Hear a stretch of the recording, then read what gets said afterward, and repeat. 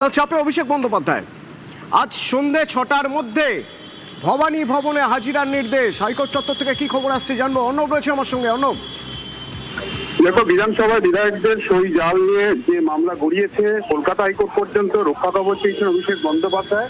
তাতে বিচারপতি কৌশিক চন্দ্র সাফ জানিয়ে দিলেন, আজ কলকাতা বিমানবন্দরে 4টে সাড়ে 4টে যখনই দিল্লি থেকে নামুন না কেন অভিষেক বন্দ্যোপাধ্যায়, ডায়মন্ড হারবারের সাংসদ, সন্ধ্যে 6টার মধ্যে সিআইডি ভবনে তাকে হাজির হতে হবে। অর্থাৎ সইজাল কাণ্ডে সিআইডি তদন্তকারীদের মুখোমুখি আজ সন্ধ্যে 6টার মধ্যেই হতে হবে অভিষেক বন্দ্যোপাধ্যায়কে, এবং ভবানী ভবনে তাকে হাজিরা দিতে হবে এবং তদন্তে জিজ্ঞাসাবাদের সম্মুখীন হতে হবে। অর্থাৎ হাজির হলাম, আমি দিল্লি থেকে এলাম, সিআইডির ভবানী ভবনে গেলাম অফিসারদের সামনে, এটাতেই শেষ নয়। সিআইডির যে প্রশ্ন মালা রয়েছে তার জন্য সেই জিজ্ঞাসাবাদের মুখোমুখি অভিষেক বন্দ্যোপাধ্যায়কে হতে হবে। এর পাশাপাশি যে নিয়ম মেনে, অর্থাৎ আইন নিয়ম মেনে সিআইডি যেভাবে তদন্ত এগোচ্ছে, সেই তদন্ত সম্পূর্ণ, অর্থাৎ নতুন করে যদি কোনো জায়গা তল্লাশি করতে হয়, কোনো সিজার করতে হয়, অর্থাৎ কোনো কিছু বাজেয়াপ্ত করতে হয়, এই সমস্ত লিবার্টি সিআইডিকে দেওয়া হলো। অর্থাৎ তদন্তে সিআইডির হাত শক্ত করা হলো। আজকে সন্ধ্যে 6টার মধ্যে অভিষেক বন্দ্যোপাধ্যায়কে দিল্লি থেকে কলকাতার মাটি ছোঁয়ার পরই সন্ধ্যে 6টার মধ্যে ভবানী ভবনে তাকে উপস্থিত থাকতে হবে, সেটাকে সুনিশ্চিত করলো কলকাতা হাইকোর্ট এবং তার আইনজীবী সে কথা স্বীকার করেছেন।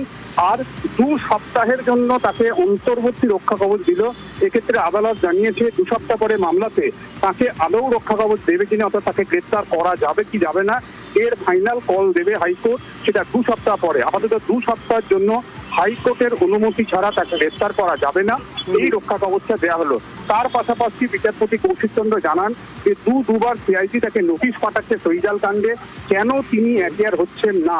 10 মিনিটের মধ্যে সে জানা যে কবে সে অ্যাপিয়ার হতে পারবে, তাকে জিজ্ঞাসাবাদের টেবিলে সিআইডি অফিসারদের মুখোমুখি হতেই হবে।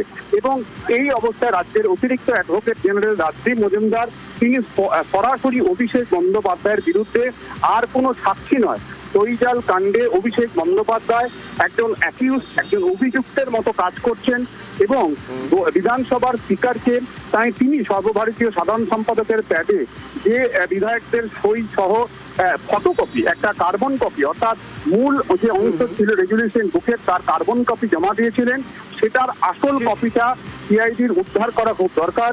ইতিমধ্যেই কালীঘাটের মমতা ব্যানার্জির বাড়ির পাশের অফিস, সেখানে তারা তল্লাশি চালায়, সেটা উদ্ধার করতে পারেনি। শুধু তাই নয়, অভিষেক বন্দ্যোপাধ্যায় একবার সিআইডির নোটিশের উত্তরে জানিয়েছে যে সিআইডির যে নথি চাইছে অরিজিনাল রেগুলেশন বই বুক, সেটা তার কাছে নেই।